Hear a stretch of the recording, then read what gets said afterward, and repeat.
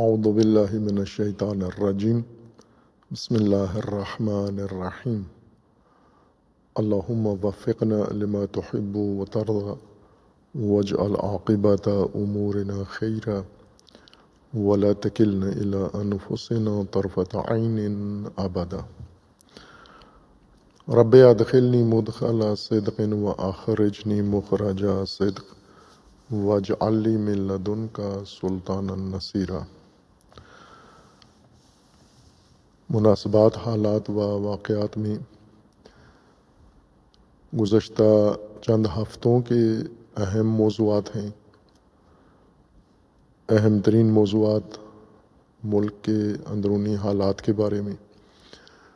اور اسی طرح عالمی حالات کے متعلق ہیں، اور اس خطے کے اندر جو کچھ ہو رہا ہے۔ ملک کے اندر بھی بہت سارے ناگوار واقعات گزشتہ 2-3 ہفتوں میں محرم الحرام کے آغاز سے اور ابھی تک وقوع پذیر ہوئے ہیں کہ انشاءاللہ فرصت پر ہم اسے کھول کے الگ الگ ہر موضوع کا تجزیہ و تحلیل بیان کریں گے۔ آج فقط ناظرین و مومنین کی خدمت میں ایک موضوع بیان ہوگا، بلکہ ایک موضوع کے بیان کا آغاز ہوگا، اور وہ موضوع انشاءاللہ اللہ تعالیٰ نے توفیق دی تو چند نشستوں میں اس موضوع کو بیان کیا جائے گا، جو اس وقت دنیا کا و تاریخ کا سب سے اہم موضوع ہے۔ اس کی اہمیت کی بنیاد پر ہم بھی اسے دیگر موضوعات کی ردیف سے ہٹا کر بیان کریں گے، اور وہ تشییع ہے تاریخی اور عظیم الشان رہبر شہید امام خامنئی قدس سرہ الشریف اور آپ کے شہید خانوادہ اور شہید ساتھیوں کی۔ یہ رویداد بہت ہی اہمیت کی حامل ہے، بلکہ ہم اسے معمول کے حالات سے ہٹ کر دیکھیں اور اس کا تجزیہ کریں، تحلیل کریں، اور جو کچھ دنیا نے دیکھا ہے وہ بھی بیان کریں، اور جو کچھ دنیا نے نہیں دیکھا اور اس تاریخی رویداد کے پس منظر میں بہت سارے عوامل اور بہت سارے محرکات موجود ہیں جن کی طرف توجہ ضروری ہے، آگاہی ضروری ہے۔ شاید اس پس منظر کی طرف نہ میڈیا ہمیں متوجہ کرے اور نہ دیگر ذرائع، ہر چند اس وقت دنیا میں ایک اور بڑا اہم ماجرا جاری ہے، رویداد جاری ہے، اور وہ فٹ بال ورلڈ کپ ہے، اور ہمیشہ یہ رویداد پوری زمین کے باشندوں کو اپنی طرف متوجہ کر رہی ہے، لیکن اس دفعہ کا ورلڈ کپ اس طرح سے دنیا کی توجہ حاصل کرنے میں کامیاب نہیں رہا، چونکہ ہم زمان ایران کے اندر جاری جنگ اور ایرانی قوم کی مقاومت و استقامت اور انقلاب اسلامی کے مجاہدین کی کارکردگی نے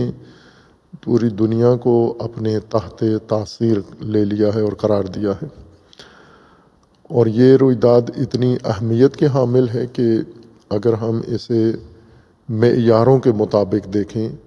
چونکہ اس رویداد کو دیکھنے کے لیے مختلف زاویے ہیں، مختلف اس تاریخ کو دیکھنے کے لیے دیدگاہ ہیں، نگاہیں ہیں، اور ظاہر ہے ہر ماجرا کو دیکھنے کے لیے ہر انسان اور جو بھی اپنی ذہنیت رکھتا ہے اور اس کی ذہنیت بنی ہوئی ہے، اس عینک کے ساتھ ہر رویداد کو دیکھتا ہے۔ ایران میں جاری یہ واقعات بھی ہر طبقہ اپنی خاص نگاہ سے اس کو دیکھ رہا ہے، یعنی جو بھی ان کا مائنڈ سیٹ بنا ہوا ہے، ذہنیت بن چکی ہے، میڈیا نے بنائی ہے، کسی سیاسی مسلک نے بنائی ہے، کسی مذہبی رجحان نے یہ نظریہ ان کا بنایا ہے، یا ان کی اپنی ذاتی کوئی پیمانہ ہے، اور ایسے ہی ہوتا ہے، کسی انسان کو یا کسی طبقے کو مجبور نہیں کیا جا سکتا کہ وہ اپنی ذہنیت سے ہٹ کر کسی اور زاویے سے منظر کو دیکھے اور نتیجہ لے۔ لیکن اس بیچ میں قرآن کریم نے ہمیں تاریخ کو مطالعہ کرنے کا اور تاریخی واقعات کو دیکھنے کا ایک معیار قرآن نے عطا کیا ہے۔ قرآن کریم میں تاریخی واقعات فراوان ضبط کیے گئے ہیں، ثبت کیے گئے ہیں اور تاریخ کا حصہ بنا دیے گئے ہیں، اور اس کی بنیادی وجہ یہ تھی کہ ان واقعات کے اندر جہاں پر مختلف اقوام اور طبقات اور انسانوں کا عمل تھا اور ان کی کارکردگی تھی، وہاں پر ان واقعات میں خصوصیت کے ساتھ الہی تدبیر بھی کار فرما تھی، اور انہی واقعات کو قرآن نے چنا ہے۔ یوں نہیں کہ حضرت آدم علیہ السلام سے لے کر آج تک جو کچھ گزرا ہے وہ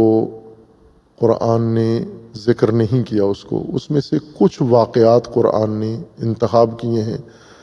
حضرت آدم سے لے کر زمانہ نزول قرآن تک۔ البتہ قرآن سے پہلے دیگر آسمانی کتابوں میں اور خصوصیت کے ساتھ تورات میں بھی بہت سارے واقعات کو اللہ تبارک و تعالیٰ نے ذکر فرمایا ہے، جسے یہود نے تحریف کر کے رد و بدل کر دیا ہے۔ جس طرح ان واقعات کو قرآن نے تورات میں اللہ نے ذکر کیا ہے، اس طرح سے انہیں محفوظ نہیں رکھا گیا، لیکن قرآن کے اندر جتنے تاریخی ماجرا اور جتنے تاریخی واقعات قرآن کریم نے ذکر کیے ہیں وہ اسی حقیقت کے ساتھ موجود ہیں۔ ان کی تفسیریں مختلف ہوتی ہیں، ان کی تشریحات مختلف ہیں، لیکن وہ واقعات قیامت تک کی انسانیت کے لیے محفوظ رکھے گئے ہیں۔ تو ان واقعات کا ایک معیار ہے، یعنی اگر ہم قرآن کریم کی تاریخ نویسی یا تاریخ گوئی کی طرف توجہ کریں تو ہمیں قرآن سے ایک معیار مل جاتا ہے ایسے واقعات کا جو اس قابل ہیں کہ آسمانی کتاب کا حصہ بنے اور آنے والی تمام نسلوں کے لیے ہدایت اور عبرت کا ذریعہ بنے۔ قرآن اس طرح سے ایک معیار ہمیں ذکر فرماتا ہے۔ جو کچھ آج ایران میں ہوا ہے، اور خصوصاً آغاز سے لے کر جنگ کے آغاز سے لے کر، یا میں عرض کروں کہ قرآن انقلاب اسلامی کے آغاز سے لے کر تشییع رہبر تک جو کچھ ہوا ہے، یہ قرآنی تاریخ گوئی یا قرآنی تاریخ نویسی کے معیار کے مطابق ان اہم ترین تاریخی واقعات میں سے ہے جس کو اسی درجے پر ہونا چاہیے۔ جس طرح قرآن کریم نے سابقہ اقوام کے واقعات ذکر کیے ہیں، ان میں دو قسم کے واقعات ہیں۔ وہ اقوام جنہوں نے اللہ کے حکم سے سرتابی کی ہے، سرکشی کی ہے اور عذاب کا شکار ہوئے ہیں، اور وہ واقعات جس میں انبیاء کرام علیہم السلام کی قیادت میں، امامت میں اور انبیاء کی سرپرستی میں اقوام نے قیام کیا ہے، مقابلہ کیا ہے، نمرود کا مقابلہ کیا ہے، فرعون کا مقابلہ کیا ہے، اور دیگر اہم واقعات جیسے حضرت طالوت کا واقعہ ہے، اور جس طرح حضرت داؤد علیہ السلام کا اور دیگر شخصیات کا، قرآنی شخصیات کا ذکر آیا ہے کہ انہوں نے اپنے دور میں کس طرح سے اللہ کی توحید کا پرچم اٹھایا، یا جیسے اصحاب کہف کا ذکر آیا ہے۔ ہر چند ایک ہی دفعہ قرآن میں ایک یا دو دفعہ ذکر ہوا ہے، لیکن حضرت موسیٰ علیہ السلام اور بنی اسرائیل کی داستان مفصل قرآن کریم نے ذکر کی ہے اپنے اہداف اور مقاصد کے لیے۔ اس معیار کے مطابق اگر ہم دیکھیں تو جو آج رونما ہوا ہے واقعہ اس زمانے میں موجودہ نسل کے آنکھوں کے سامنے، یہ بھی اسی درجے کا واقعہ ہے کہ جس کو آئندہ نسلوں کے لیے بیان کیا جائے، محفوظ رکھا جائے۔ جس طرح اللہ تبارک و تعالیٰ نے قرآن کریم میں رسول اکرم صلی اللہ علیہ وآلہ وسلم کے لیے یہ تمام واقعات ذکر کیے اور فرمایا ہے کہ یہ ہم نے ذکر کیے اور آپ نے ان کو لوگوں کے لیے بیان کرنا ہے۔ جیسے سورہ مبارکہ قصص میں اللہ تبارک و تعالیٰ نے انبیاء کرام کا ذکر کیا اور خصوصاً حضرت موسیٰ علیہ السلام کا، جن الفاظ کے ساتھ ذکر کیا ہے وہ یہ ہیں۔ سورہ مبارکہ قصص کا آغاز ہوتا ہے بسم اللہ الرحمن الرحیم طاسین تلک آیات الکتاب المبین نتلو علیک من نبأ موسیٰ و فرعون بالحق لقوم یؤمنون، کہ اے رسول ہم آپ پر قصہ داستان بیان کر رہے ہیں، نبا بیان کر رہے ہیں، ماجرا بیان کر رہے ہیں موسیٰ و فرعون کا، اور حق کے ساتھ بیان کر رہے ہیں، درست بیان کر رہے ہیں، صحیح بیان کر رہے ہیں۔ لقوم یؤمنون، مومنین کے لیے، اس قوم کے لیے جو ایمان لائی ہے اور ایمان لائے گی اور ایمان لاتے ہیں، اس قوم کے لیے یہ ماجرا ذکر کرتے ہیں، یعنی مومنین کے لیے، یعنی امت رسول اللہ صلی اللہ علیہ وآلہ وسلم کے لیے۔ پس یہ تلاوت نبأ موسیٰ و فرعون مومنین کے لیے لازم تھی، ضروری تھی، اور اس وجہ سے قرآن نے اس کو تفصیل کے ساتھ پورے قرآن میں ذکر کیا ہے۔ اور شروع یہاں سے ہوتا ہے کہ ان فرعون علا فی الارض وجعل اہلہا شیعا یستضعف طائفۃ منہم یذبح ابناءہم ویستحیی نساءہم انہ کان من المفسدین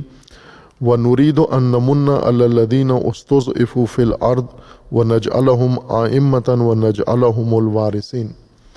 یہ تاریخ کی روح قرآن نے یہاں پر ان آیات کے اندر بیان کر دیا، ان 3 آیات میں۔ آیا قرآن سورہ قصص کی آیا 3 میں ہے کہ ہم آپ پر موسیٰ و فرعون کا ماجرا ذکر کریں گے تفصیل اور حق کے ساتھ، مومنین کے لیے، لقوم یؤمنون، تاکہ آپ یہ واقعہ مومنین کو بتائیں، اور مومنین کے لیے، آنے والی نسلوں کے لیے گزشتہ واقعہ فرعون و موسیٰ کا، اس کے اندر ان کے لیے ہدایت موجود ہے، اور یہ ضروری ہے، اس سے ان کو راستہ ملے گا، اس سے ان کو حقیقت سمجھ میں آئے گی۔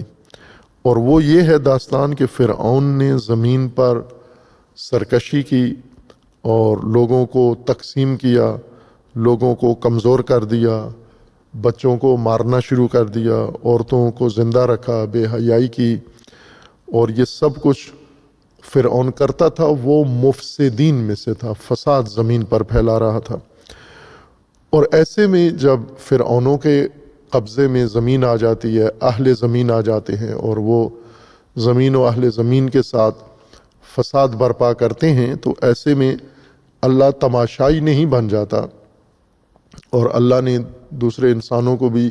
تماشائی بننے کا جواز نہیں دیا، بلکہ اللہ نے اس کے لیے قانون بنایا ہے، اور وہ یہ ہے وَنُرِيدُ أَن نَّمُنَّ عَلَى الَّذِينَ اسْتُضْعِفُوا فِي الْأَرْضِ۔ فرعونہ نے، فرعونوں نے، مستکبرین نے، جبارین نے جن لوگوں کو زمین میں کمزور کر دیا ہے، مستضعف بنا دیا ہے، ہمارا ارادہ ہے، اللہ کا ارادہ ہے کہ ہم انہیں زمین کے اندر، ہم انہیں زمین کا امام بنائیں، و ہم انہیں زمین کا وارث بنائیں، نجعلہم ائمۃ و نجعلہم الوارثین۔ فرعونوں کے پسے ہوئے، فرعونوں کے ستائے ہوئے اور فرعونوں کے ستم کے نیچے دبے ہوئے لوگوں کو ہم اٹھائیں اور انہیں امامت کا درجہ دیں اور انہیں زمین کی وراثت دیں۔ وَنُمَكِّنُ لَهُمْ فِي الْأَرْضِ، اور ہم انہیں زمین میں طاقت و قدرت عطا کریں، تمکن عطا کریں، جو بھی ان کے مقابلے میں ہے اس پر اس کو ہم برتری اور غلبہ دے دیں۔ یہ اللہ تبارک و تعالیٰ کا قانون ہے تاریخ کے گزشتہ ماجرا کے بارے میں، اور وہی قانون تاریخ کے جاری رویداد اور جاری حوادث کے بارے میں بھی ہے، کہ ہم اہل زمین کے لیے یہی قانون رکھتے ہیں کہ فرعون پیدا ہوں گے، وہ فرعون زمین میں فساد پیدا کریں گے، وہ انسانوں کو تقسیم کریں گے، کمزور کریں گے اور انہیں قتل کریں گے اور بے حیائی اور فساد پھیلائیں گے۔ اور یہاں پر ہمارا ارادہ، اللہ کی تدبیر یہ ہوگی کہ ہم اہل زمین کو، مستضعفین کو، ستائے ہوئے لوگوں کو اٹھائیں، امامت کا درجہ دیں اور وراثت کا، اور تمکن دیں، انہیں قدرت و غلبہ عطا کریں۔ ہم یہ 3 وعدے اللہ تبارک و تعالیٰ نے مستضعفین کے لیے ذکر کیے ہیں۔ اس معیار کو ہم محفوظ رکھیں کہ یہ سنت جاری ہے، اللہ تبارک و تعالیٰ کی سنت ثابت ہے، کسی خاص عہد کے ساتھ مخصوص نہیں ہے۔ یوں نہیں کہ انبیاء کے زمانے میں اللہ کے اصول قوانین کچھ اور تھے انسانوں کی نسبت اور آج بدل گئے ہیں، نہ، وہی قوانین، وہی سنتیں اور وہی سنن و وہی راستے آج بھی اسی طرح ہیں جس طرح انبیاء کرام علیہ السلام کے زمانے میں ہیں۔ اس بنیاد پر ہم آج کے جو کچھ واقعات ہو رہے ہیں اس کو اس ردیف میں جن ردیف میں قرآن نے اہم واقعات کو ذکر کیا ہے اس میں ہم قرار دیں۔ جیسا آج ہم نے خطبہ جمعہ کے اندر بھی اشارہ کیا کہ اگر آج زمانہ نزول وحی ہوتا، آج اگر اللہ تبارک و تعالیٰ کی طرف سے وحی نازل ہوتی تو یقیناً جو کچھ آج ایران کے اندر وقوع پذیر ہوا ہے یہ وحی کا حصہ بن جاتا، آنے والی قوموں کے لیے ہدایت کا منبع بن جاتا اور آنے والے لوگوں کے لیے عبرت کا ایک عظیم منبع بن جانا تھا۔ لیکن چونکہ وحی کا سلسلہ اللہ تبارک و تعالیٰ نے ختم کر دیا ہے اور رسول خاتم صلی اللہ علیہ وآلہ وسلم کے بعد اب نہ نبی ہے و نہ وحی نازل ہونی ہے، لیکن جو قرآن نے وحی نازل شدہ وحی کے اندر میزان و معیار بیان کر دیے ہیں وہ معیار ابھی بھی قائم ہیں، باوجود اس کے کہ نئی وحی نازل نہیں ہوگی اور نئے سرے سے وحی کے نازل ہونے کی ضرورت بھی نہیں رہی، چونکہ جو وحی نازل ہو چکی ہے اس میں تمام انسانیت کے لیے ہدایت کے اصول اور ضوابط و قوانین مکمل طور پر بیان کر دیے گئے ہیں۔ اس لیے ہمیں قرآن کریم سے ہی رہنمائی لینی چاہیے۔ مثلا آج ایران کے اندر وقوع پذیر ہونے والے حوادث، انقلاب سے لے کر امام راحل کے قیام و نہضت سے لے کر امام شہید کی تشییع تک، تشییع جنازہ تک جو کچھ ہوا ہے یہ مختلف نگاہوں سے اور مختلف ذہنیتوں سے دیکھا جا رہا ہے۔ ہر طبقہ اس کو اپنی خاص نگاہ سے دیکھ رہا ہے اور کوئی بھی طبقہ ایسا نہیں ہے، خواہ وہ دشمن ہو، وہ دوست ہو، وہ غیر جانبدار ہو، جس نے اس رویداد کو نہ دیکھا اور اس کے بارے میں اظہار نظر نہ کیا ہو۔ اور ظاہر میڈیا کا زمانہ ہے اور میڈیا کے توسط سے یہ گوناگون تجزیے، آراء اور تبصرے عوام تک پہنچ رہے ہیں۔ عوام کے پاس آگے کوئی معیار نہیں ہوتا یہ تشخیص دینے کے لیے کہ یہ تجزیہ کس بنیاد پر اور کن مبانی کی اساس پر کیا جا رہا ہے۔ مثلا امریکی میڈیا، چونکہ میڈیا زیادہ تر امریکی نظام کے، شیطانی نظام کے کنٹرول میں ہے، تو یہ شیطانی نظام اور اس کے جو پراپوگنڈا مراکز ہیں، میڈیا کے سینٹر ہیں، وہ اس کا تجزیہ روزانہ کی بنیاد پر کرتے ہیں، واقعات کی بنیاد پر، بلکہ گھنٹوں کے لحاظ سے کرتے ہیں، ہاورلی کرتے ہیں کہ اب کیا ہو رہا ہے، اب کیا ہوا ہے، اگلے گھنٹے میں کیا ہونے والا ہے، پچھلے گزرے ہوئے وقت میں کیا ہوا ہے۔ تو ایک تو خود دشمن ہے، دشمن خدا، دشمن انسانیت، دشمن اسلام، دشمن مسلمین، یعنی شیطانی جو نظام ہے اور دنیا کے اوپر غلبہ، یعنی فرعونی نظام، آج کا فرعونی نظام اور فرعونی میڈیا اس ماجرا کو ایک خاص جہت دے رہا ہے، اس کا منظر کشی کرتا ہے اور دنیا کو دکھاتا ہے کہ اس وقت کیا ہو رہا ہے۔ اور یہ میڈیا چونکہ طاقتور ہے اس لیے لوگوں تک آسانی سے اور قوت کے ساتھ پہنچتا ہے۔ لوگ خود تشخیص نہیں دے سکتے لہذا متاثر ہو جاتے ہیں اس میڈیا سے۔ دوسری طرف ہم دیکھیں تو دیگر اس مغربی اور شیطانی میڈیا جو ایک بڑا نیٹ ورک ہے اور ساری دنیا میں ہے اس کا، مثلا پاکستان میں بھی میڈیا کا ایک حصہ اسی شیطانی میڈیا کا حصہ ہے، سوشل میڈیا کا ایک بڑا حصہ شیطانی میڈیا کا حصہ ہے اور عالمی میڈیا اسی کا حصہ ہے، مختلف ترکیبات سے، مختلف حربوں سے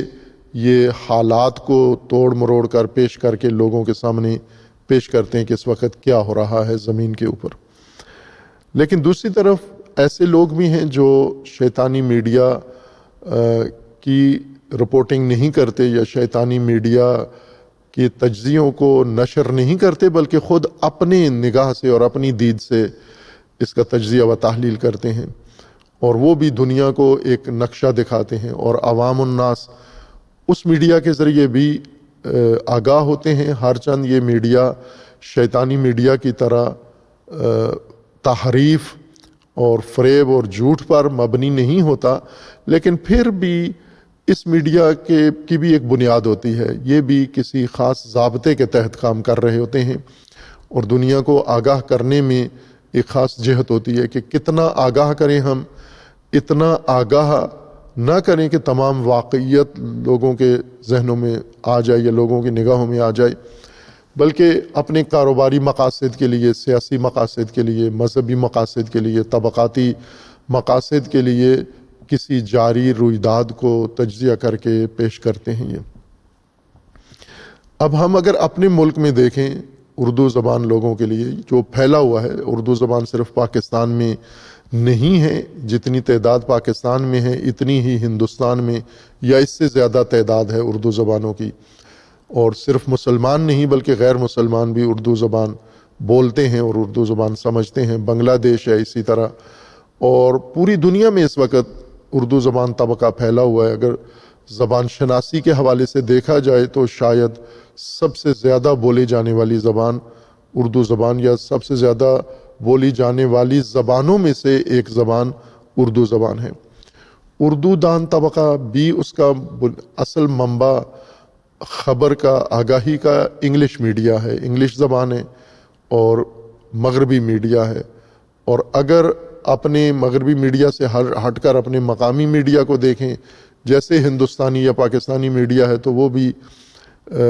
اپنے خاص ضوابط اور پالیسیوں کے مطابق کسی رویداد کو بیان کرتا ہے۔ ایران میں جو کچھ ہو رہا ہے اس کو سمجھنا آج کی انسانیت کے لیے بہت ضروری ہے۔ یعنی اگر آج وحی نازل ہوتی تو ان واقعات کو اللہ تبارک و تعالیٰ اگر وحی کے ذریعے لوگوں کے لیے بیان فرماتے تو کس طرح سے اس کو بیان کرتے، آج کی رویداد کو۔ یہ مومنین ذہن میں رکھیں، جیسے فرعون اور موسیٰ کا ماجرا اگر میڈیا ہوتا، پاکستانی میڈیا ہوتا، ہندوستانی میڈیا ہوتا، تو موسیٰ و فرعون کی رویداد کی کیا کوریج دیتا، قرآن نے کیا کوریج دی ہے۔ تو ایک بہت واضح فرق تھا کہ میڈیا کمرشل ہے، تجارتی میڈیا ہے، اور موسیٰ علیہ السلام کے پاس پیسے نہیں ہیں، وسائل نہیں ہیں، فرعون کے پاس وسائل ہیں، اس نے یہ میڈیا خرید لینا تھا اور اپنے حق میں اس میڈیا کو استعمال کرنا تھا، جیسا کہ اس زمانے کے ہر وسیلے کو وہ استعمال کرتا تھا۔ جادوگروں کو استعمال کرتا تھا، سامریوں کو استعمال کرتا تھا، سرمایہ داروں کو، قارونوں کو استعمال کرتا تھا، اور اسی طرح جو اس کے زمانے کے ٹیکنوکریٹس تھے ان کو استعمال کرتا تھا۔ یعنی اس زمانے کے جتنے وسائل تھے وہ فرعون بروئے کار لاتا تھا بنی اسرائیل اور موسیٰ علیہ السلام کے خلاف۔ جواباً موسیٰ علیہ السلام کا اعتماد فقط وحی پر تھا، اور بنی اسرائیل عموماً حضرت موسیٰ کے بارے میں شک کرنا شروع کر دیتے تھے، چونکہ جب اس زمانے کے فرعونی میڈیا کے تبصرے تجزیے سنتے تھے تو مایوس بھی ہو جاتے تھے کہ ایک ایسا فرد جس کے پاس بظاہر کچھ بھی نہیں ہے، یہ ہمیں فرعون کے مقابلے میں اکسا رہا ہے، کھڑا کر رہا ہے، اور آخرکار ہمارا انجام کیا ہوگا۔ جیسا کہ اسی رویداد میں جو سورہ قصص میں ہے، یہی آگے چل کے بتاتی ہے کہ پھر فرعون کے خلاف موسیٰ علیہ السلام کو اللہ نے قیام کے لیے حکم دیا۔ بنی اسرائیل کو حضرت موسیٰ نے نکالا، اور نکال کر انہیں دریائے نیل کے یا بحر احمر کے کنارے لے کر جب آئے تو وہاں پر پیچھے سے فرعونی لشکر نے بنی اسرائیل کا تعاقب کیا، اور بنی اسرائیل نے اس صورتحال کو دیکھ کر شدید ترین اعتراض حضرت موسیٰ پر کیا کہ موسیٰ پھنسا دیا آپ نے ہمیں۔ یعنی قرآنی آیات کا مفہوم، آزاد مفہوم یہ بنتا ہے کہ موسیٰ مروا دیا آپ نے، پھنسا دیا ہم نے، بڑی مشکل میں ڈال دیا۔ آگے دریا ہے اور پیچھے فرعون ہے، اور یہ فرعون جلدی ہمیں پا لے گا، جلدی ہمیں ڈھونڈ لے گا اور ہم تک پہنچ جائے گا، اور ہمارے پاس اب نجات کا کوئی راستہ نہیں ہے اور ہمیں ختم کر دے گا، مار دے گا یہ۔ تو حضرت موسیٰ علیہ السلام نے دو ٹوک ایک جواب دیا، مختصر ایک جملے میں جواب دیا، کلا ہرگز ایسا نہیں ہوگا، ان ربی معی، ہمارے ساتھ ہمارا رب ہے، میرا رب میرے ساتھ ہے، اور ایسا نہیں ہوگا۔ اور ایسا ہی ہوا کہ وہاں پر حضرت موسیٰ نے عصا کے ذریعے، لاٹھی کے ذریعے امت کو نجات دے دی، اور لاٹھی میں اللہ تبارک و تعالیٰ نے وہ طاقت رکھ دی۔ یہ ماجرا قرآن نے ذکر کیا ہے۔ آج اگر وحی کا زمانہ ہوتا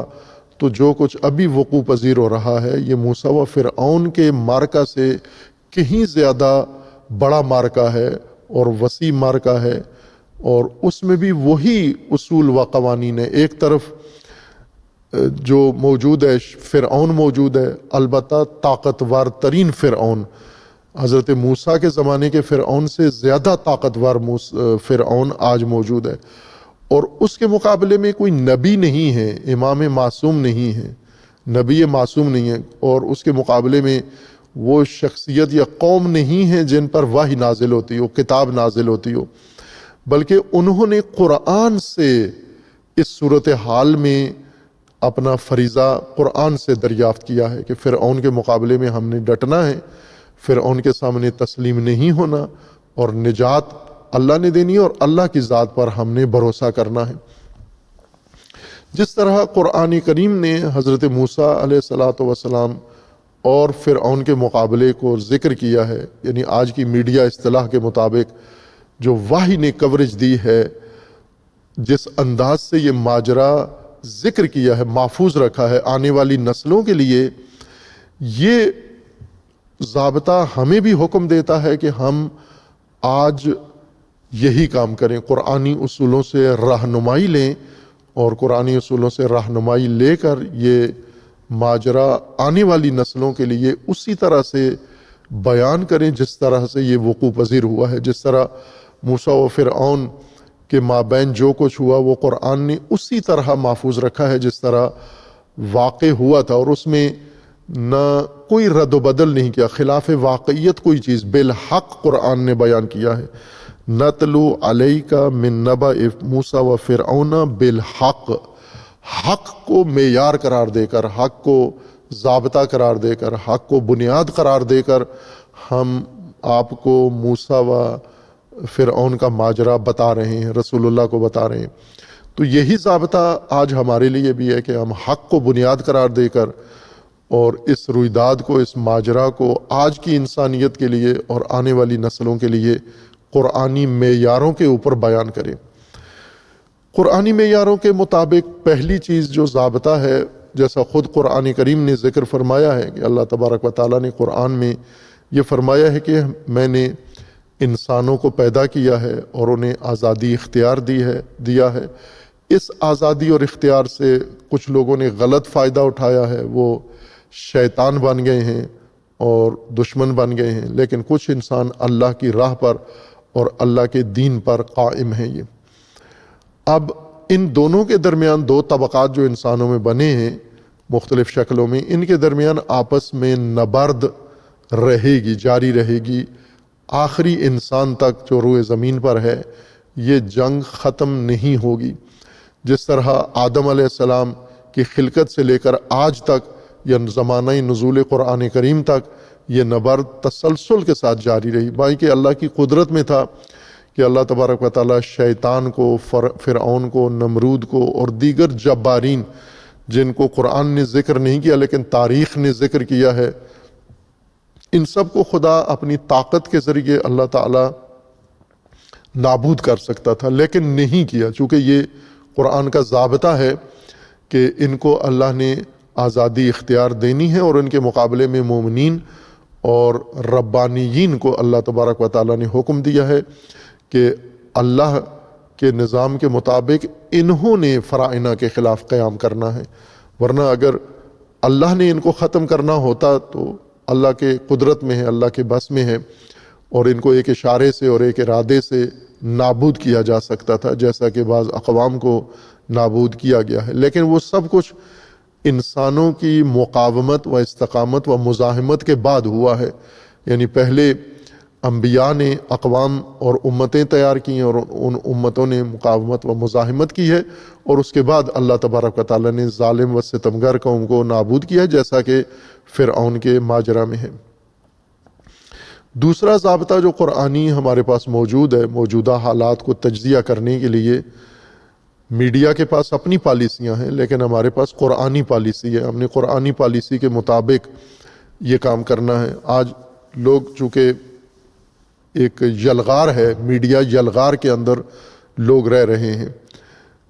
ایک قسم کی بمباری ذہنوں پر ہو رہی ہے، دلوں پر ہو رہی ہے،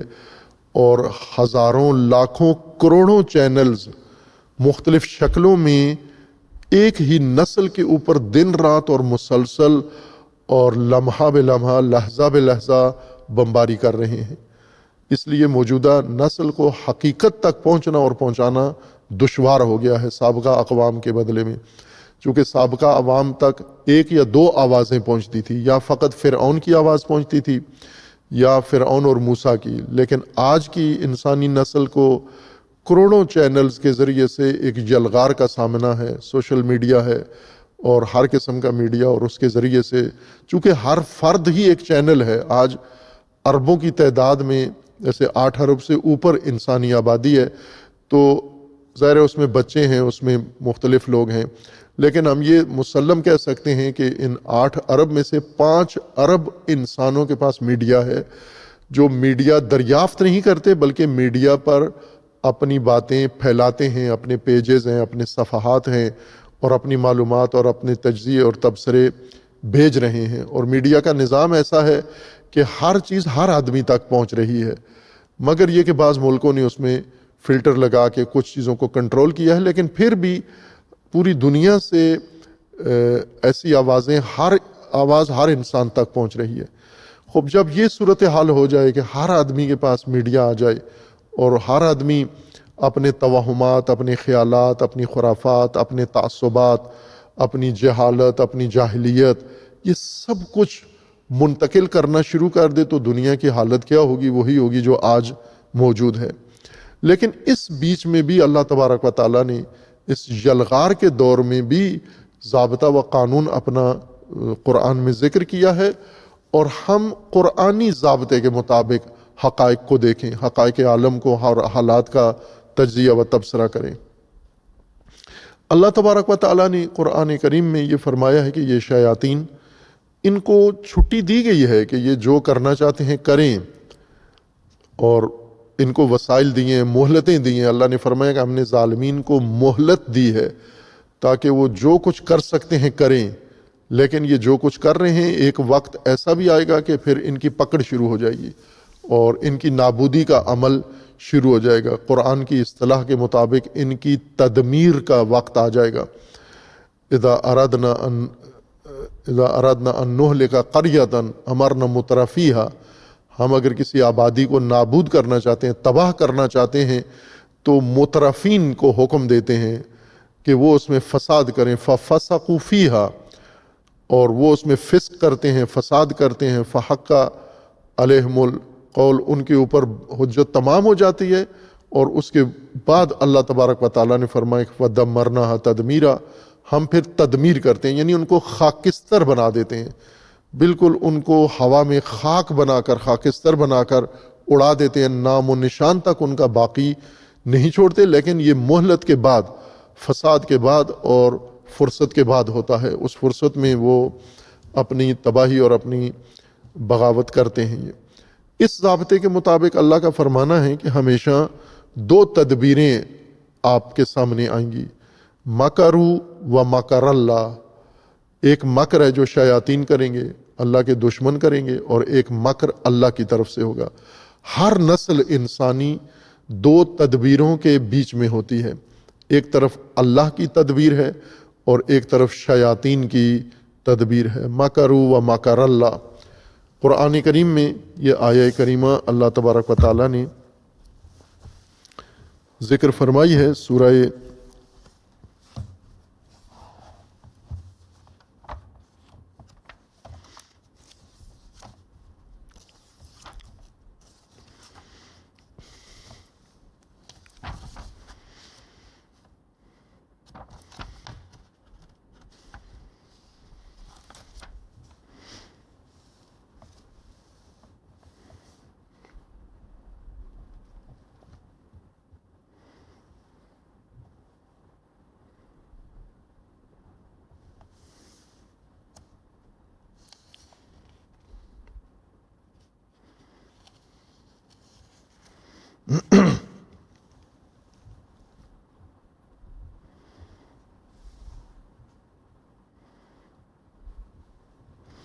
متعدد آیات میں اللہ تبارک و تعالیٰ نے اس قانون کو ذکر فرمایا ہے کہ ایک تدبیر، ایک مکر شیاطین کی طرف سے اور اللہ کے دشمنوں کی طرف سے ہے، اور ان کے مقابلے میں ایک تدبیر اللہ تبارک و تعالیٰ کی بھی موجود ہے، اور ہمیشہ لوگ ان دو تدبیروں کے درمیان ہوں گے۔ اور ساتھ ہی قرآن کریم نے فرمایا کہ چہ بسا ان کو احساس نہیں ہوتا لوگوں کو کہ ایک تدبیر شیطانوں کی ہے اور اس کے مقابلے میں تدبیر اللہ تبارک و تعالیٰ کی ہے۔ یہ مطلب سورہ مبارکہ آل عمران میں آیا 54 کے اندر اللہ تبارک و تعالیٰ نے ذکر فرمایا ہے۔ سورہ آل عمران آیا 54 میں۔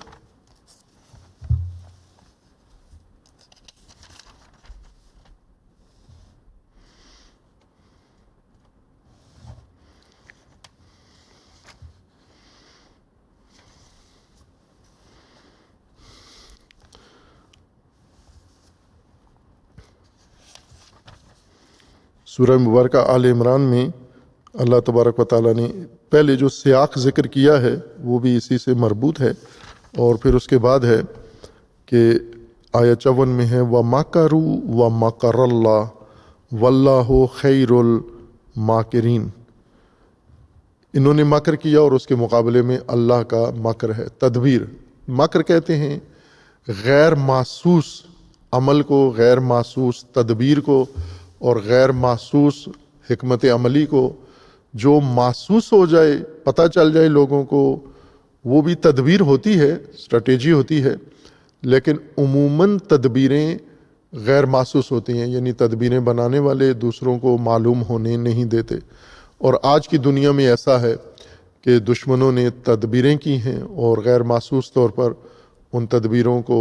پھیلایا ہے، اور اس کے مقابلے میں اللہ تبارک و تعالیٰ کی تدبیر ہے۔ مَكَرُوا وَمَكَرَ اللَّهُ وَاللَّهُ خَيْرُ الْمَاكِرِينَ۔ اور یہ دونوں تدبیریں جب مقابلے میں آتی ہیں تو اللہ کی تدبیر غالب آ جاتی ہے، اللہ کی تدبیر ان کی تدبیر کو ناکام بنا دیتی ہے۔ اسی طرح اللہ تبارک و تعالیٰ نے سورہ مبارکہ رعد میں دوبارہ یہی تدبیر ذکر فرمائی ہے۔ سورہ رعد میں آیا 42 کے اندر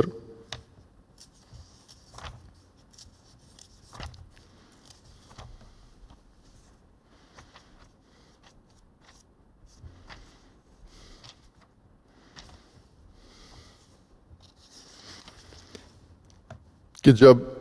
اللہ کی تدبیر اور ان شیطانوں کی تدبیریں آمنے سامنے آتی ہیں مومنین کے سامنے، تو اللہ تبارک و تعالیٰ کا یہاں بھی قانون ہے ایک، اور وہ قانون یہ ہے وَقَدْ مَكَرَ الَّذِينَ مِن قَبْلِهِمْ فَلِلَّهِ الْمَكْرُ جَمِيعًا۔ انہوں نے مکر کیا، تدبیر بنائی مومنین کے لیے اللہ کے بندوں کے خلاف، اور اس کے مقابلے میں اللہ نے تدبیر بنائی، لیکن تمام تر تدبیر، ساری تدبیر اللہ کے اختیار میں ہے۔ پہلی آیت میں سورہ آل عمران کی آیت میں تھا کہ ان کی بھی تدبیر ہے، اللہ کی بھی تدبیر ہے، اور سورہ رعد میں اللہ تبارک و تعالیٰ کا فرمانا ہے کہ نہ، ان کی تدبیر نہیں ہے اور ساری تدبیر اللہ کی ہے۔ وَقَدْ مَكَرَ الَّذِينَ مِن قَبْلِهِمْ فَلِلَّهِ الْمَكْرُ جَمِيعًا۔ تمام تدبیر غیر محفوظ، غیر محسوس و خفیہ تدبیر، یہ ساری اللہ کے اختیار میں ہے اور ان شیطانوں کے اختیار میں نہیں ہے۔ اسی طرح اللہ تبارک و تعالیٰ نے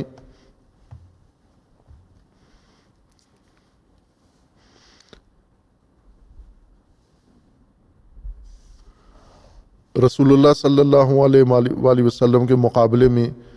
ان دشمنان اور شیاطین کا مکر ذکر کیا ہے، اور پھر ان کے مقابلے میں اللہ کا مکر ذکر کیا ہے، تدبیر الہی کا ذکر کیا ہے۔ سورہ نمل میں آیا 50 میں اللہ تبارک و تعالیٰ نے یہ ذکر فرمایا ہے، سورہ مبارکہ نمل میں۔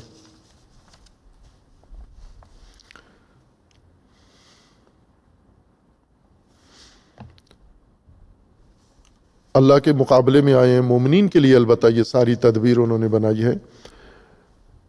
اور سورہ نمل میں آیا 50 میں اللہ کا فرمانا ہے وَمَكَرُوا مَكْرًا وَمَكَرْنَا مَكْرًا، انہوں نے تدبیر کی، ہم نے بھی تدبیر کی، انہوں نے بھی چال چلی، ہم نے بھی چال چلی۔ وَهُمْ لَا يَشْعُرُونَ، وہ اپنی تدبیر اور اپنی چال چل کے یہ گمان کر رہے تھے کہ اب مومنین کا خاتمہ ہو جائے گا اور اللہ کے بندوں کا خاتمہ ہو جائے گا، اور اللہ کا فرمان ہے کہ پھر ہم نے بھی تدبیر کی، اور ہم نے ایسی تدبیر کی وَهُمْ لَا يَشْعُرُونَ کہ ان کو شعور تک نہیں ہوا، احساس تک نہیں ہوا کہ ان کے مقابلے میں اللہ تبارک و تعالیٰ نے کیا تدبیر اختیار کی ہے۔ اور اسی طرح سورہ ابراہیم میں آیا 46 میں اللہ تبارک و تعالیٰ نے پھر اس تدبیر کا ذکر فرمایا ہے۔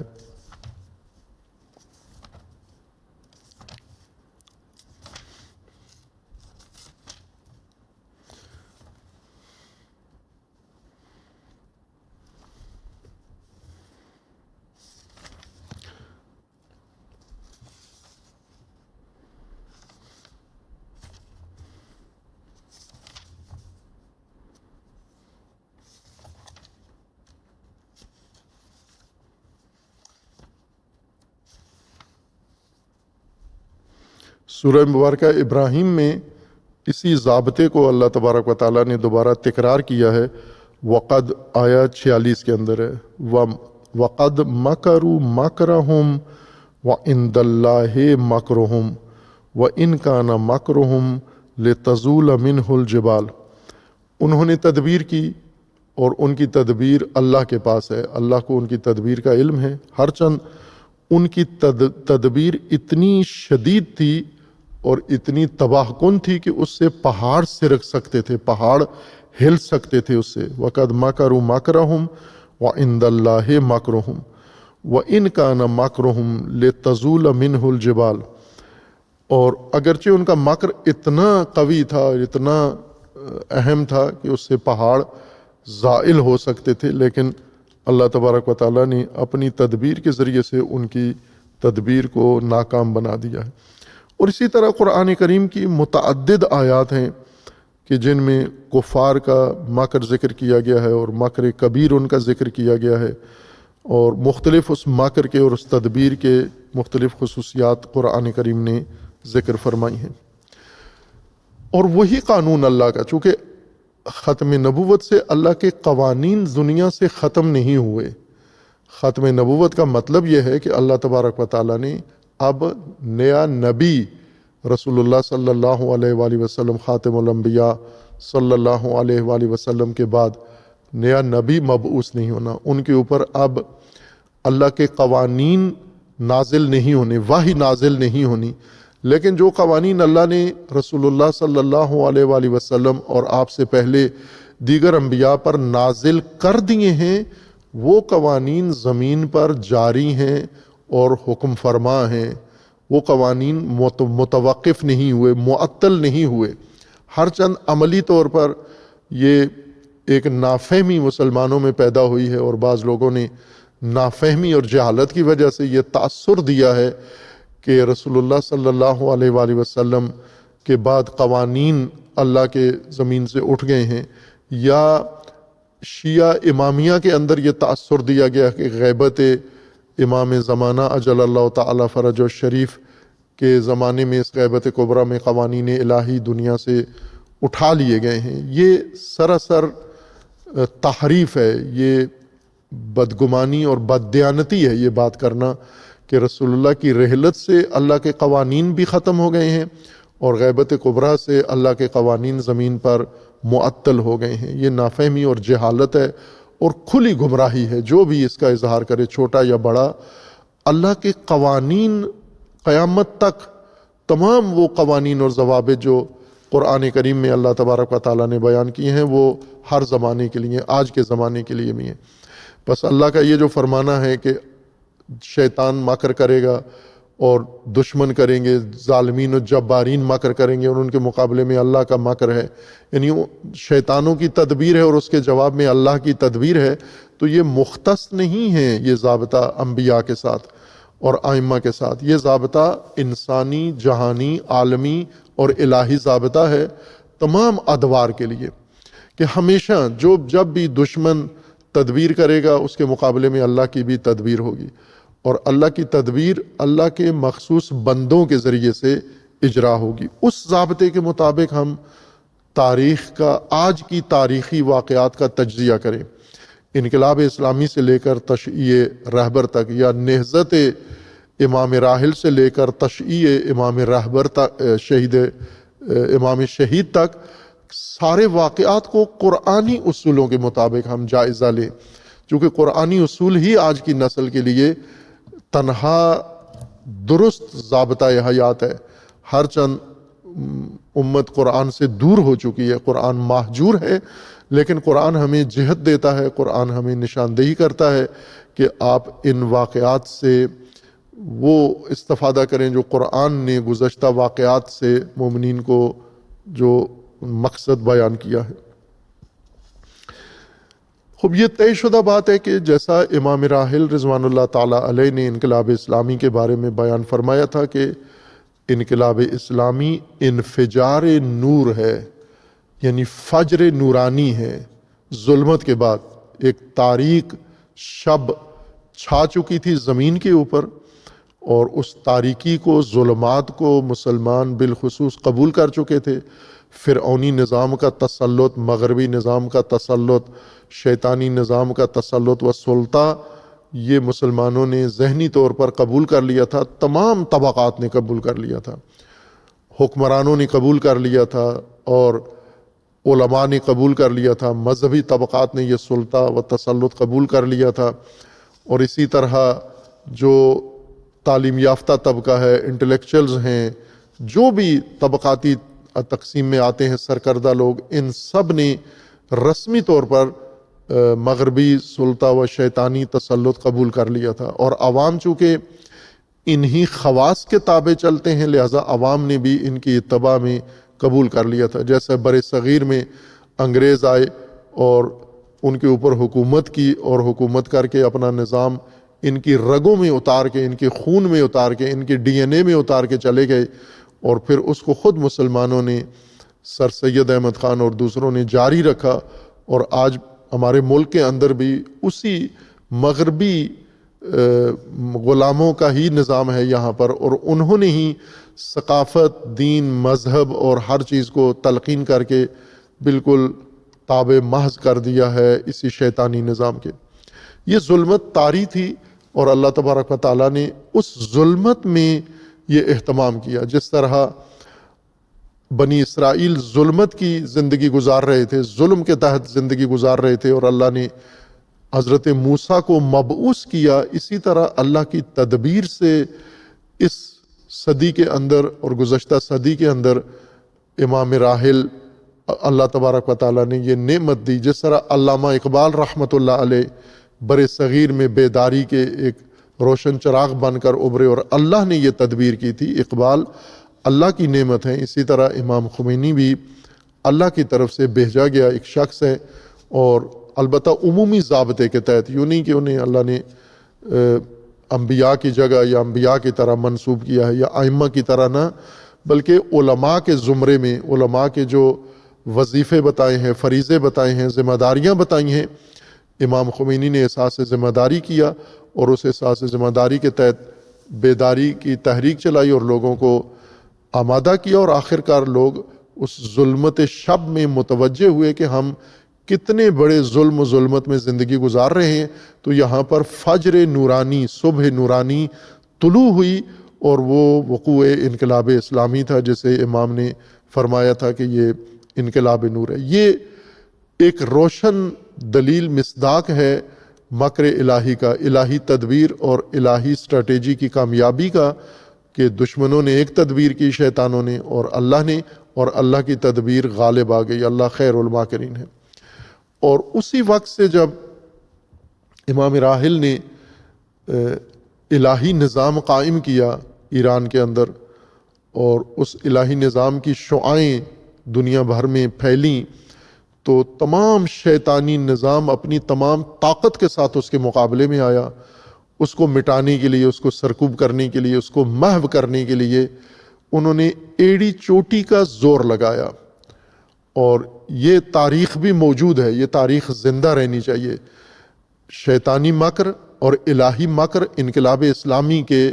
اس تناظر میں دیکھا جائے کہ شیاطین نے کیا مکر کیا تھا اور اللہ نے کیا تدبیر کی، اور اللہ کی تدبیر غالب آ گئی، اور اللہ کی تدبیر کا حصہ تھے امام خمینی، ایرانی قوم، ایرانی قیادت، ایرانی علماء، ایرانی شہداء، یہ سب کے سب الہی تدبیر کا حصہ تھے۔ اور اس کے مقابلے میں شیطانی تدبیر امریکہ، یورپ اور عرب ملک اور بہت سارے اور اس خطے کے لوگ، یہ سارے شیطانی تدبیر کا حصہ تھے، اور اللہ تبارک و تعالیٰ نے اس انقلاب کو کامیاب کیا۔ انقلاب کی کامیابی کے بعد دشمنوں نے ایک دن ضائع کیے بغیر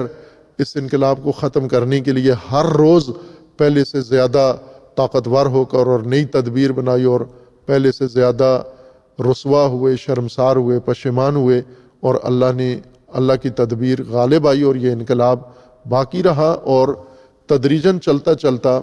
یہاں تک آیا، رہب امام شہید امام خامنئی قدس سرہ الشریف تک آیا۔ خب یہ جو آخری شیطانی تدبیر ہوئی ہے، مکر شیطانی، آخری شیطانی مکر جو ٹرمپ اور نیتنیاہو کے ذریعے سے ہوا، اور جس کا حصہ بہت سارے مسلم ممالک بنے، جس کا حصہ بہت سارے شیطانی اس تدبیر کا حصہ بنے۔ پہلے فلسطین سے یہ نئی تدبیر شیطانی شروع ہوئی، اور اس کے مقابلے میں انہوں نے تباہ کیا، اور اس کے مقابلے میں انہوں نے بہت سارے فلسطینی قوم کو صفحہ ہستی سے مٹانے کا انہوں نے اظہار کیا، اور تمام توانائی اپنی خرچ کی، خصوصاً امریکہ اور اسرائیل نے تمام توانائی اپنی خرچ کی کو صفحہ ہستی سے مٹانے میں، لیکن ناکام رہے۔ اور باوجود اس کے کہ غزہ اور اس کے اطراف کو کھنڈر میں تبدیل کر دیا، لیکن پھر بھی کسی چیز کو ختم نہیں کر سکے، اور ناکام رہے، نامراد رہے، اور اللہ کی تدبیر یہاں غالب آئی۔ اس کے بعد انہوں نے لبنان میں اور لبنانی عوام اور خصوصاً لبنانی شیعہ کو محو کرنے کے لیے کھل کے اعلان کیا کہ ہم انہیں صفحہ ہستی سے مٹا رہے ہیں، بلکہ انہوں نے اعلان کر دیا تھا کہ ہم نے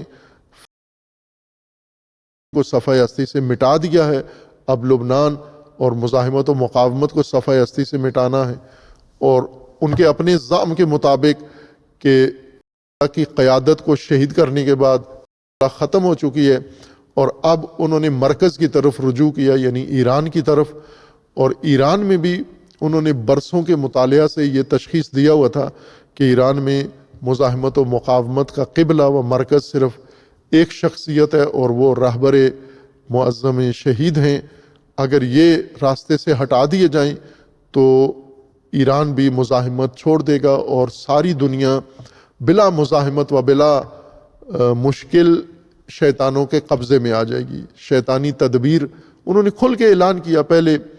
ایران کے اوپر دباؤ ڈالنا شروع کیا، یعنی ایرانی قیادت پر، رہبر شہید پر دباؤ ڈالا، اندرونی دباؤ ڈالا، اور ملک کے اندر عوام کو اکسایا، پہلے عوام کے اوپر دباؤ لائے، عوام کو پریشان کیا، پابندیاں لگائیں، ان پابندیوں کے نتیجے میں معاشی مشکلات پیدا ہوئیں، اور لوگ اس مشکل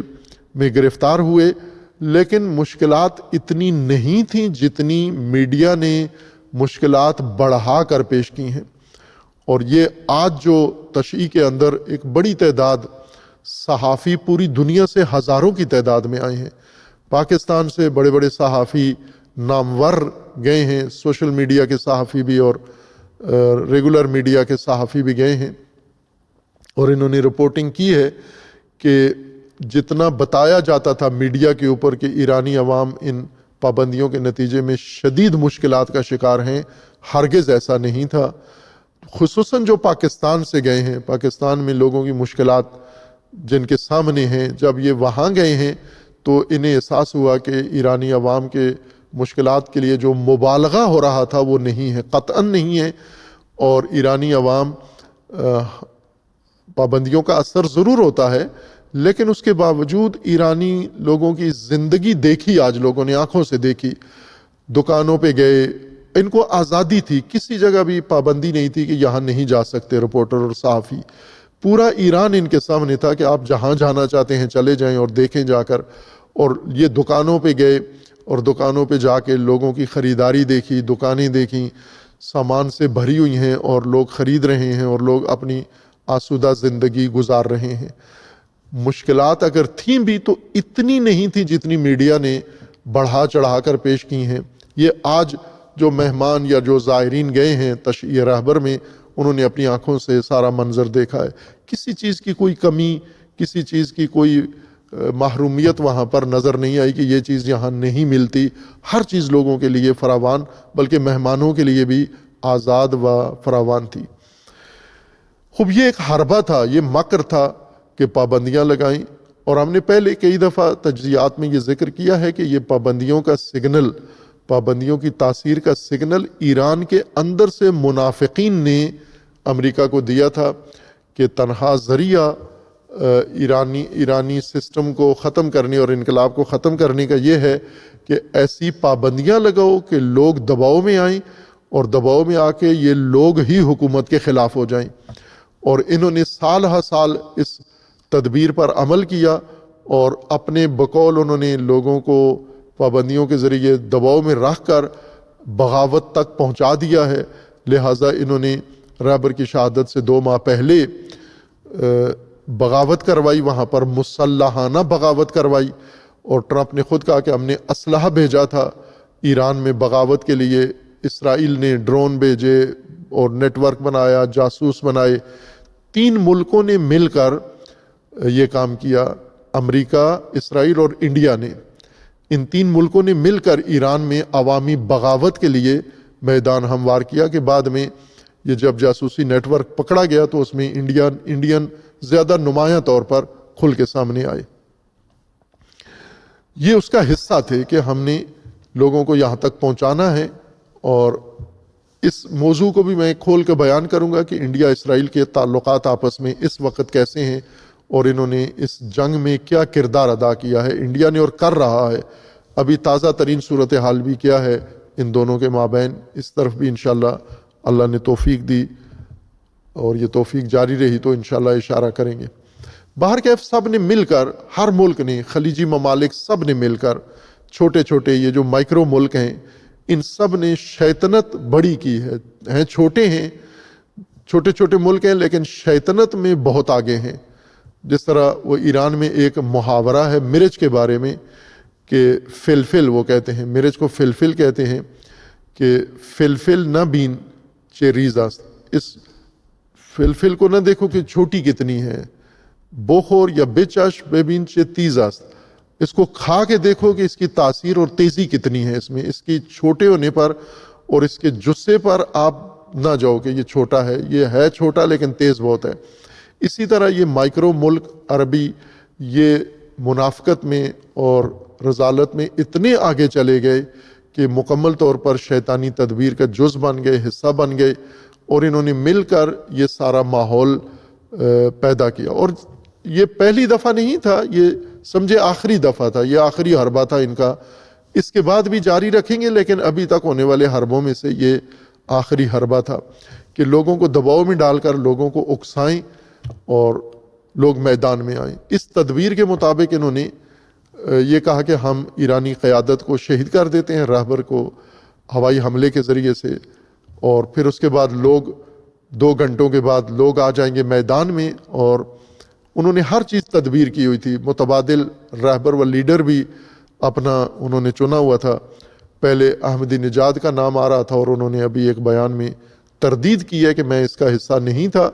باہر کیف یہ تو تحقیق طلب چیز ہے کہ یہ حصہ تھے یا نہیں، لیکن یہ مسلم بات ہے کہ انہوں نے تیاری مکمل کی ہوئی تھی کہ کس کو لانا تھا مقبول لیڈر کو رہبر کی جگہ پر، یہ تدبیر ان کی مکمل تھی، لیکن اللہ کی تدبیر سے غافل تھے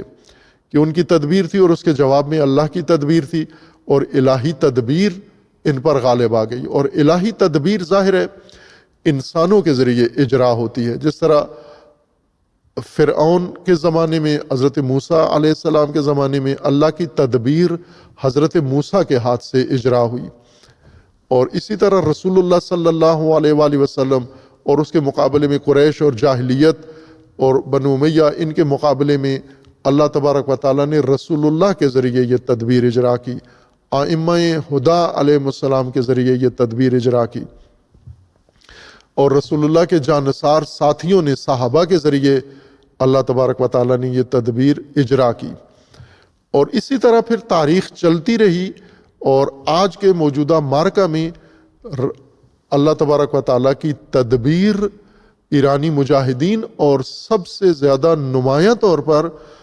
امام شہید رہبر شہید رضوان اللہ تعالیٰ علیہ کے ہاتھوں سے الہی تدبیر اجرا ہوئی. اور پھر دنیا نے دیکھا کہ الہی تدبیر غالب آ گئی اور الہی تدبیر چھا گئی اور شیطانی مکر نابود ہو گیا. جس طرح جادوگروں کا مکر موسیٰ کے سامنے ختم ہو گیا اور فرعون کا مکر موسیٰ کے ہاتھوں، موسیٰ کی لاٹھی کے ہاتھوں ڈوب گیا، نابود ہو گیا. آج رہبر شہید کی تدبیر جو الہی تدبیر تھی، اس کے ذریعے سے شیطانی مکر نابود ہو گیا ہے اور نابود ہو رہا ہے تدریجاً. بس یہ جو رویداد آج رونما ہوئی ہے قرآنی معیاروں کے مطابق، قرآنی ضابطوں کے مطابق، اس کو ہم موجودہ جاری دنیا کے واقعات کے ردیف میں ذکر نہ کریں. وینزویلا اور ایران کا مسئلہ، افغانستان اور ایران کا مسئلہ، یا مثلا گرین لینڈ اور ایران کا مسئلہ، اس صف میں یہ واقعہ نہیں ہے، اس ردیف کا یہ ماجرا نہیں ہے، یہ اس لسٹ میں نہیں آ رہا جو واقعات روزمرہ، جیسے یوکرین جنگ اور ایران جنگ. یوکرین جنگ اور ایران جنگ آپس میں ہم ردیف نہیں ہیں، یہ اور ماجرا ہے، وہ اور ماجرا ہے. وینزویلا کا ماجرا اور ہے، ایران کا ماجرا اور ہے. وہاں جو بھی، اس کو بھی تجزیہ کی ضرورت ہے، اس کو بھی تحلیل کی ضرورت ہے. لیکن ہم اس وقت جو الہی تدبیر ہم نے ایران میں دیکھی اور ایران کے ذریعے زمین پر اجرا ہوتا ہوا دیکھی ہے، اس کو اپنی قوم اور اپنے مخاطبین کے ذریعے بیان کریں. جس طرح بہت سارے لوگوں کو توفیق نصیب ہوئی کہ تشیع میں آئے، دنیا بھر سے آئے، پاکستان سے ایک بڑی تعداد مومنین کی پہنچے، جیسے تیسے ہو سکا انہوں نے اپنے آپ کو پہنچایا. ہم نے تجویز دی تھی پہلے کہ خصوصی پروازیں چلائی جائیں ہم آہنگی کر کے، تاکہ زیادہ سے زیادہ مومنین وہاں پہنچے، اور وہ ممکن نہیں تھا تو بھی پھر بھی مومنین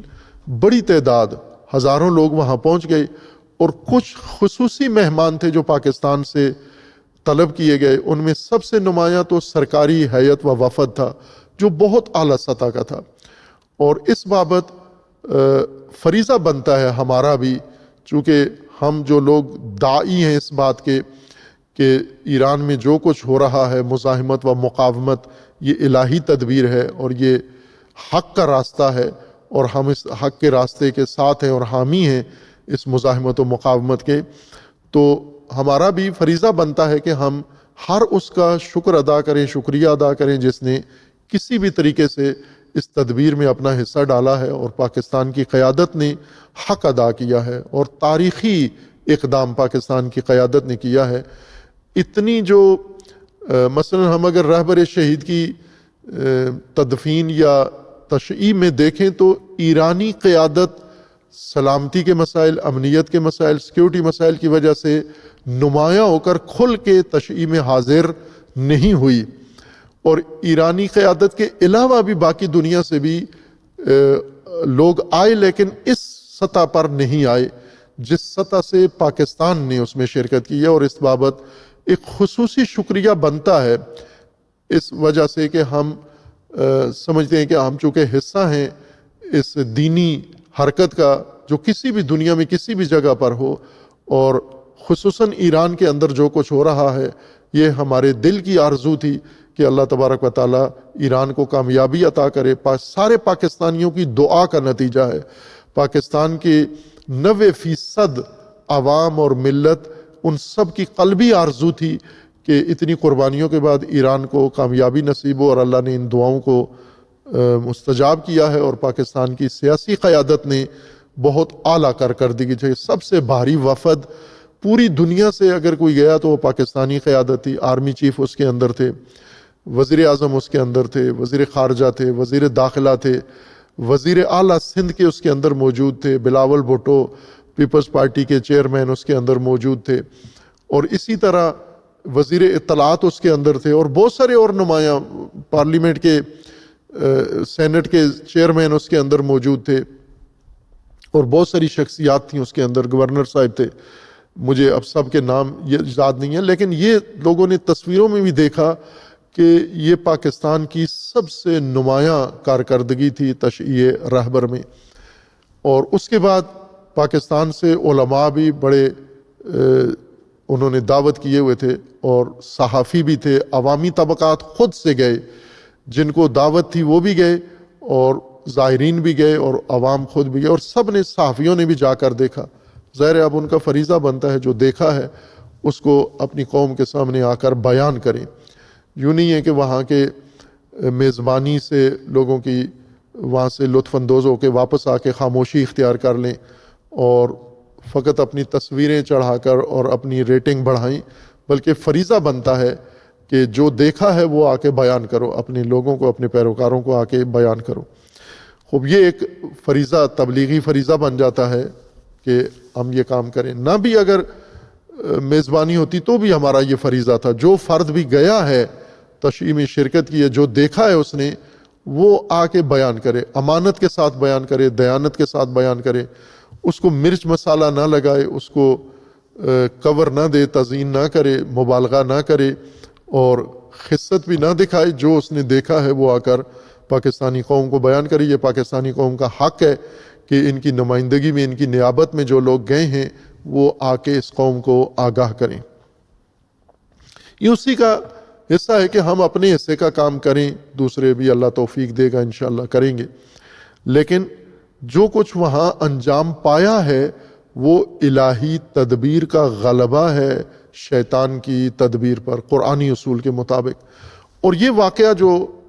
تشییع کا ہوا ہے، یہ یا ایران کی جنگ، جیسا میں نے عرض کیا کہ اس کو یوکرین جنگ اور اس کو وینزویلا جنگ اور اس کو باقی علاقے کے اندر جو بحران ہیں اقتصادی، معیشتی،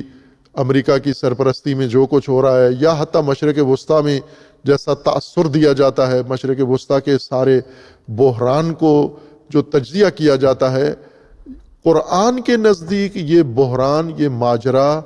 جس ردیف میں آتا ہے وہ یوکرین وینزویلا نہیں ہے، بلکہ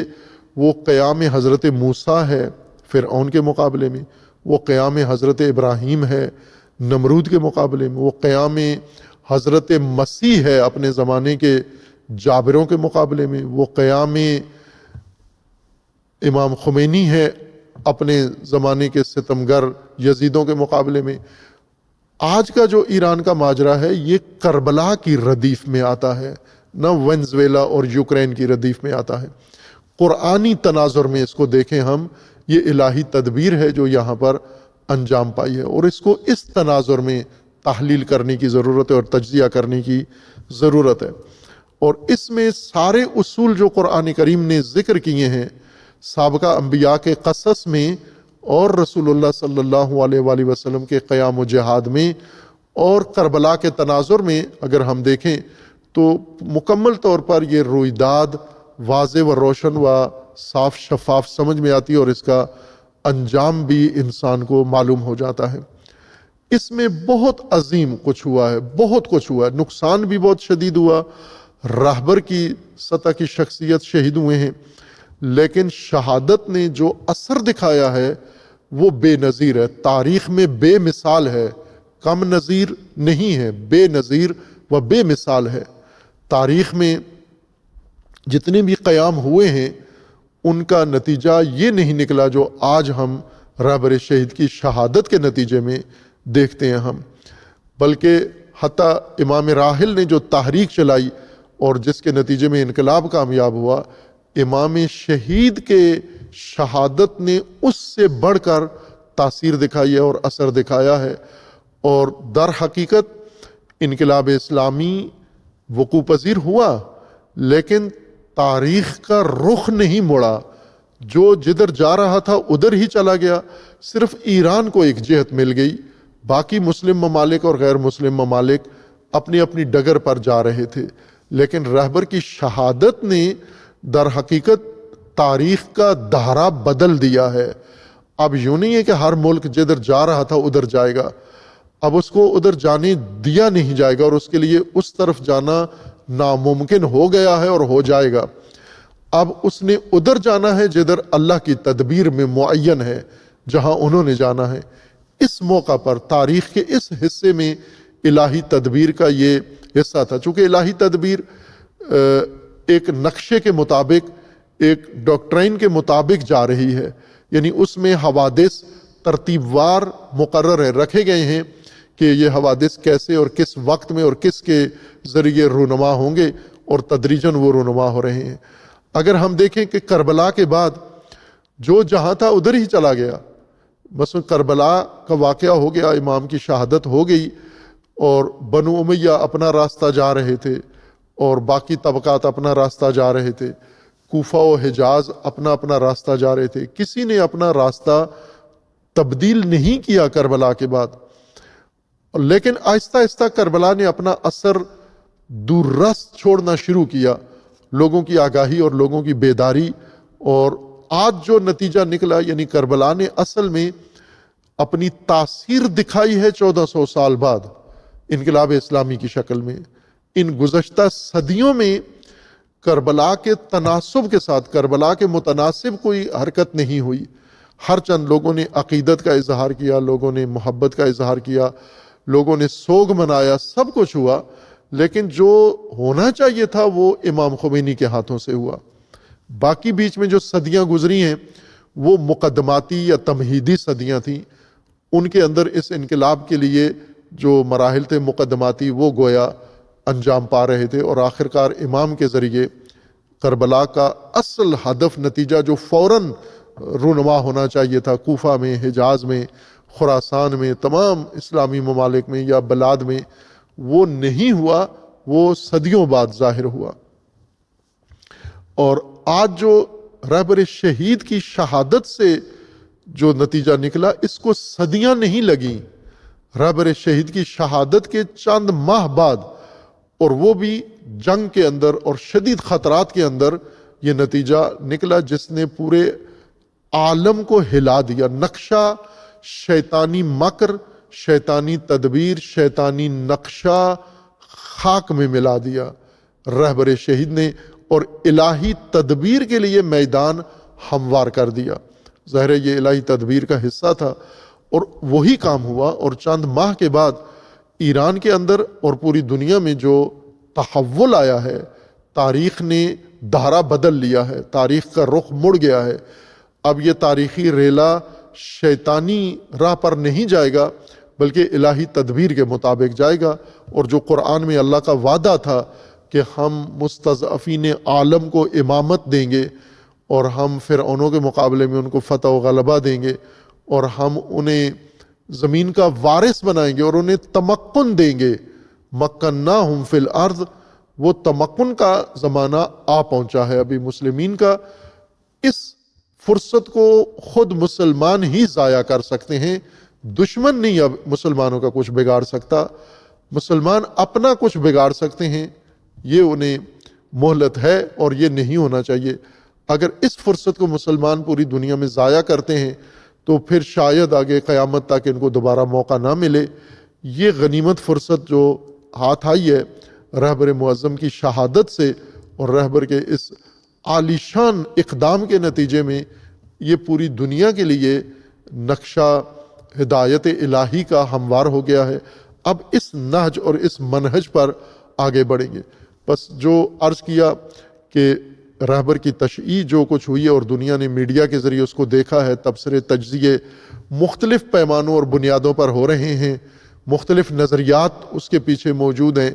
ان نظریات کی بنیاد پر تجزیے، تبصرے اور پیشن گوئیاں ہو رہی ہیں۔ ہم کوشش کریں گے اس کو قرآنی اصولوں کے تناظر میں لوگوں کے سامنے پیش کریں کہ تشییع کیا تھی اور اس میں کیا چیز دیکھی گئی، کیا چیز شروع ہوئی، آغاز کیا ہوا، یہ تشیع اختتام نہیں تھا بلکہ آغاز تھا، جیسا کہ تشیع کنندگان نے کھل کے اعلان کیا ہے کہ یہ آغاز ہے ایک نئی دنیا کا، ایک نئے جہان کا، ایک نئے عالم کا آغاز ہے۔ اور اس تشیع کو دیکھ کر اب لوگوں کو یقین ہو گیا ہے کہ ظہور امام عصر اجل اللہ تعالی فرج و شریف بہت نزدیک آ پہنچا ہے۔ لوگ ظہور کے لیے بہت ساری طبیعی اور غیر طبیعی علامات دیکھتے تھے کہ فلاں علاقے میں یہ ہوگا، اس علاقے میں یہ ہوگا، ادھر آندھی چلے گی، ادھر خشکی ہوگی، ادھر بارشیں ہوں گی۔ یہ نہیں ہے اسباب ظہور۔ اسباب ظہور امت کی بعثت ہے، اسباب ظہور امت کی بیداری ہے، اسباب ظہور میں سے امت کا اتحاد ہے اور امت کا رجوع ہے اللہ کے نظام کی طرف، اور الحمدللہ وہ ہو گیا ہے۔ اور اس میں کس کس نے کیا کردار ادا کیا ہے، دشمن کی حماقت نے اس میں کیا کردار ادا کیا ہے، ملت کی بیداری میں، یہ سب انشاءاللہ تدریجاً مومنین کی خدمت میں بیان ہوگا۔ اللہ تعالیٰ نے توفیق دی انشاءاللہ، چونکہ یہ تاریخی رویداد فریضہ ہے ہمارا، اس کو ہم قرآنی اصولوں کے تناظر میں لوگوں کے سامنے مومنین کی بصیرت و آگاہی کے لیے بیان کریں۔ وصلی اللہ علی محمد وآلہ الطیبین۔